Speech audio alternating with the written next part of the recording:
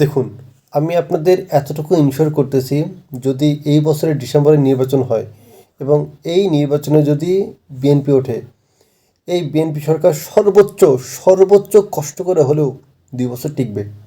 এরপর বিএনপি সরকার আর টিকতে পারবে না, তাকে টিকতে দেওয়া হবে না। এই বিএনপিকে পতন ঘটাবে এই আওয়ামী লীগ।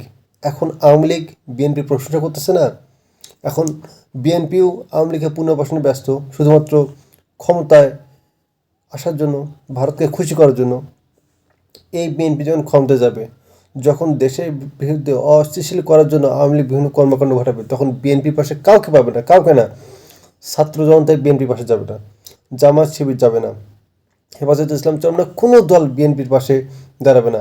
আর যেসব প্রশাসন আছে, সেনাবাহিনী, পুলিশ, অন্যান্য বাহিনী, তারা তখনও চাবে যে আওয়ামী লীগকে, কারণ প্রশাসনের মধ্যে এখনও দুর্নীতিগ্রস্ত অনেক মানুষ আছে এবং বেশিরভাগই হচ্ছে আওয়ামী লীগের। তাদের মধ্যে আওয়ামী লীগের রক্ত আছে। তারা সবসময়, তারা এখনও স্টিল পরিমাণ সুযোগ খুঁজতেছে যে সুযোগ পেলেই আওয়ামী লীগে তারা পুনর্বাসন করবে।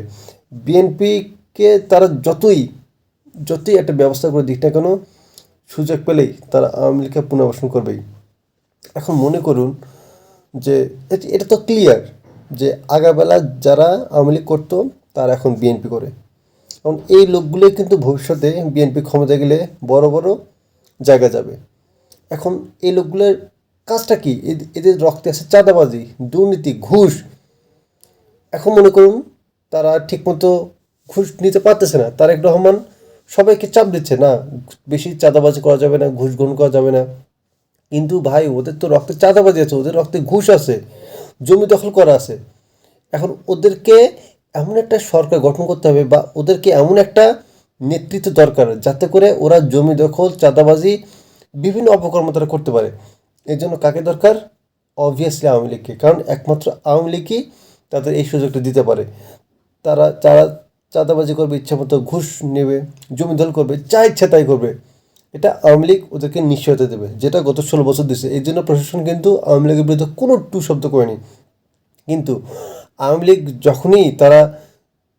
যখনই বিএনপি যখন দেখবে যে বিএনপির ভিতরে এরকম একটা অবস্থা, যখন বিএনপি চাইলেও প্রশাসনকে থামাতে পারবে না, আর প্রশাসনকে থামাতে গেলেই প্রশাসন বিএনপির বিরুদ্ধে যাবে। জনগণ তো থাকবে না তো বিএনপির পাশে, প্রশাসনও যদি থাকে বিএনপি একদম মারাসারা। আর একবার যদি বিএনপির পতন ঘটে, আওয়ামী লীগ বিএনপি একদম ধ্বংস, জিয়াউর রহমানের অস্তিত্ব একদম ধ্বংস করে ফেলে দেবে। গত 16 বছরের নির্যাতন করার পর তবুও যে যতটুকু সহনশীলতা দেখাছিল, আওয়ামী লীগ তার প্রতি একটু দেখাবে না।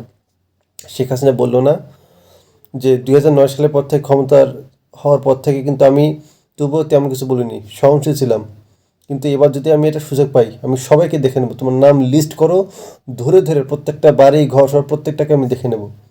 বাঁচতে পারবে বিএনপি? বিএনপি একদম বাঁচতে পারবে না। ওই যে দালালগুলো আছে না, 15-16টা বছর আওয়ামী লীগের সাথে দহরম মহরম করে নাটক করতো, জেলে যেত, আবার ইচ্ছা মতো জেল থেকে বের হতো, জনগণকে দেখাতো যে আমরা আসি রাজপথে, আমাদের সাথে থাকুন। কিন্তু জনগণ তো বোঝে যে বিএনপি একটা বাটপার দল। এখন এইভাবেই চলতেছে এবং এইভাবেই বিএনপির পতন ঘটবে যদি আওয়ামী লীগ নিষিদ্ধ না হয় এবং বিএনপি যদি এটা থেকে শিক্ষা গ্রহণ করতে না পারে। বিএনপির অস্তিত্ব মিশে যাবে একদম, দেখে নিয়ে।